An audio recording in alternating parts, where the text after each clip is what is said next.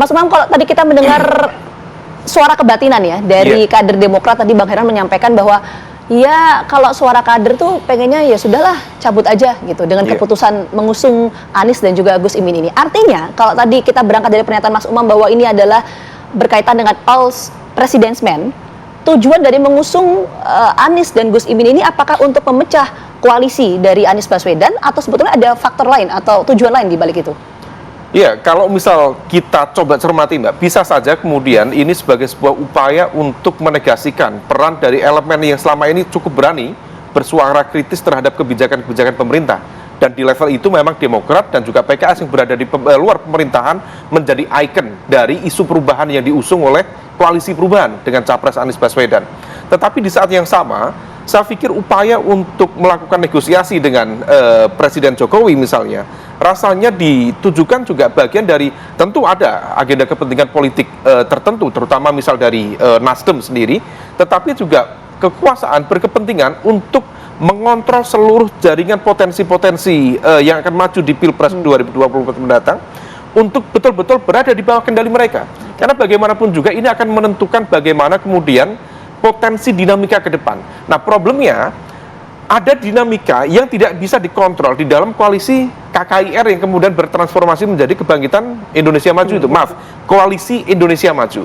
Di mana kemudian posisi Caimin yang sudah ngantri juga selama 1 tahun, kemudian seolah-olah dipenggal di tengah jalan, ada satu kekuatan yang kemudian mengambil vetonya PKB. Nah, situasi ini yang kemudian membuat rasanya Caimin dia harus berpikir ulang. Kalau dia stay di sana, besar kemungkinan dia akan ditendang. Dan penendangan itu bukan sekali 2 kali. Di 2019, dia juga mengalami situasi yang sama. Hampir deklarasi, kemudian ada satu kekuatan yang punya hobi menggebuk partner politik dengan isu hukum, kemudian tidak jadi.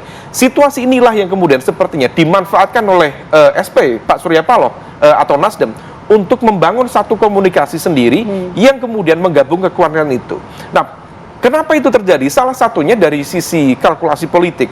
Nasdem dan Nasdem terutama sepertinya cukup yakin bahwa komposisi kekuatan Anies dengan satu tokoh NU itu akan lebih menjawab kebutuhan mereka. Kenapa? Karena ini ditujukan untuk mengcover titik lemah Anies yang selama ini dicap atau di stereotip sebagai tokoh yang terdepan dalam konteks eksploitasi politik identitas di Pilgub DKI Jakarta yang lalu. Maka kemudian elemen NU dimanfaatkan, digunakan untuk menutup itu sebagai upaya untuk mengembalikan ini titik Islam, ini titik nasionalis. Tetapi rasanya menjadi agak problematik. Kenapa? Karena NU bukan entitas tunggal. Politik Nahdliyin per hari ini mengalami satu fase-fase yang kemudian tidak mudah. Dan di saat yang sama, Caimin dan juga PKB selama 1 tahun terakhir itu begitu menjual habis nama Pak Prabowo. Hampir semua simbol-simbol pesantren, para kiai sepuh, itu coba diyakinkan bahwa Prabowo adalah tokoh persatuan, ini yang lebih diterima, sehingga kemudian narasinya betul-betul pro Prabowo.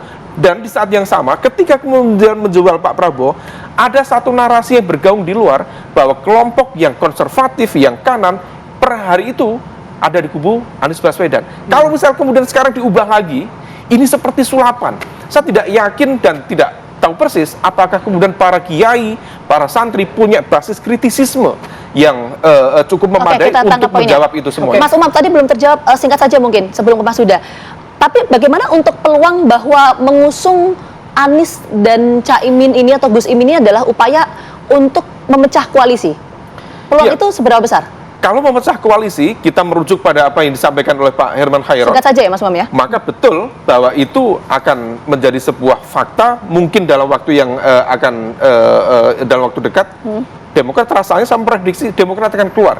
Dan itu sudah menjadi titik akhir dari koalisi perubahan. Adapun PKS, sepertinya dia akan stay di sana, karena basis pemilih loyal PKS sepertinya lebih mengarah kepada Anies Baswedan. Dan itu terkonfirmasi di basis cross tabulasi, ada sekitar 70-an% dari basis pemilih loyal PKS yang pro kepada Anies karena memiliki kecewaan pada Prabowo Subianto. Berarti pengaruh terhadap pencalonan Anies juga ya, otomatis ya? Iya, dan tentu barangkali ada isu-isu terkait dengan logistik yang sudah terlanjur masuk dan sebagainya, itu menjadi sebuah isu yang lain.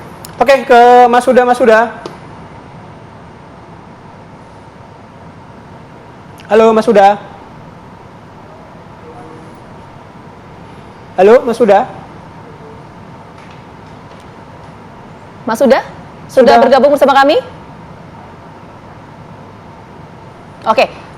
Nampaknya kita terputus ya. Oke, saya langsung ke Bang Herman lagi. Bang Herman, kalau misalnya tadi hitung-hitungan Bang Herman dan suasana batin teman-teman di Demokrat, ya udah sudahi saja gitu. Meskipun nanti akan dibahas lagi di majelis tinggi. Apakah ini artinya wacana yang kemarin kita sempat dengar gitu, gosip-gosip soal Sandiaga Uno dan AHY itu juga mungkin akan mulai dibahas lagi, Mas Bang Herman? Ya, pembahasan di tingkat kami sudah selesai lah ya. Tinggal pembahasan di tingkat majelis tinggi partai yang nanti akan mengambil keputusan. Dan memang pertanggal kemarin juga sudah ditarik, tim 8 sudah tidak masuk lagi dalam pembicaraan dan tinggal mengambil keputusan. Dan saya tidak ingin menyampaikan apa yang harus nanti atau apa hasil nanti di majelis tinggi partai, karena kita tunggu saja nanti hasil rapatnya seperti apa gitu ya.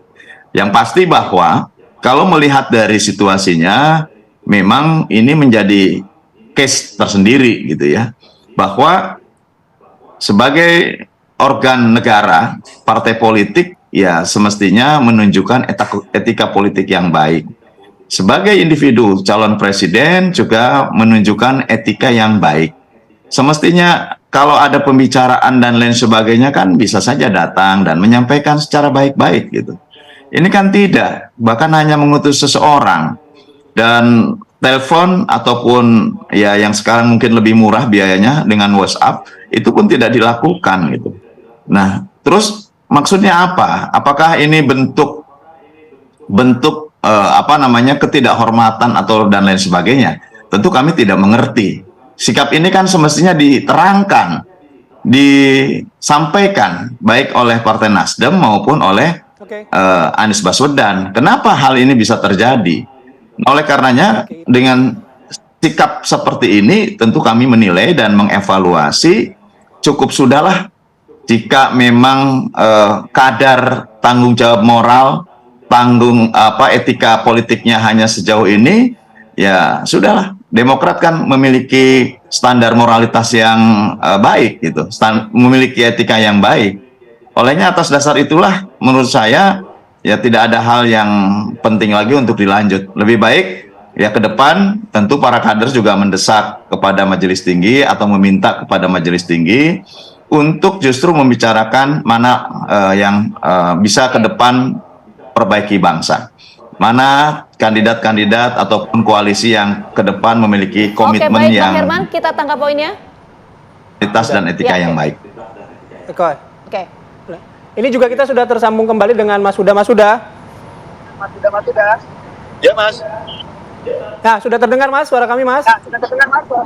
Kedengeran. Oke, Mas Huda, begini, satu pertanyaan. Tadi Bang Herman juga menyebutkan bahwa adanya wacana duet Anies Baswedan dan Gus Imin gitu, karena ada rentetan peristiwa. Salah satunya ketika Pak SP bertemu dengan Pak Presiden. PKB melihat itu juga? Ya, kita lihat tapi nggak tahu persis agendanya Bang Surya apa. Maksudnya konteksnya gimana tuh, Bang Huda? Ada pengaruh atau arahan dari Pak Presiden nggak sih dalam mengusung Anies dan Gus Imin ini? Kok tadi kan Mas Umam mengatakan bahwa ini all president's men, tujuannya adalah ke sana. PKB melihat itu nggak? Kita belum bisa melihat ya, seperti tadi dianalisa karena di internal kami kan sebenarnya masih ada dua opsi untuk yang kita akan bahas pada pagi hari ini. Opsi tetap di koalisi Indonesia Maju itu atau kita ambil proposal dari Nasdem. Dan terkait dengan pertemuan Pak SP dengan Pak Jokowi, saya tidak tahu persis untuk konteksnya apa. Saya kira nanti bisa langsung konfirmasi kepada Pak SP. Oke, Mas Huda, artinya dengan apa yang terjadi dengan perbincangan kita pagi hari ini, PKB sudah tidak mempertimbangkan lagi bergabung dengan koalisnya Pak Prabowo. Ya memang jujur harus diakui ada kekecewaan yang cukup dalam dari sebagian pengurus di DPP, sebagian para kiai yang memang sejak dari awal ketika menginisiasi koalisi PKB Gerindra ini bisa melandingkan mandatori muktamar di mana Gus Imin harus maju dalam Pilpres 2024. Nah, melihat perkembangan, mencermati berbagai informasi dan analisa kami, itu yang akan nanti kita putuskan dalam rapat pagi hari ini. Oke, baik, terima kasih Mas Huda, Bang Herman terima kasih, Mas Umam juga terima kasih tadi menyambung pertanyaan apa yang disampaikan oleh Bang Herman, apa sih yang sebenarnya terjadi? Nah kita juga pengen tahu, makanya kemarin kita undang politisi Partai Nasdem tapi belum ada yang bisa karena mungkin baru besok katanya ya. Sabtu mungkin ya? Sabtu, ya, ada dua Sabtu? gitu ya katanya ya, baru bisa berkomentar soal ini. Sekali lagi terima kasih Bapak-Bapak, Assalamualaikum warahmatullahi wabarakatuh.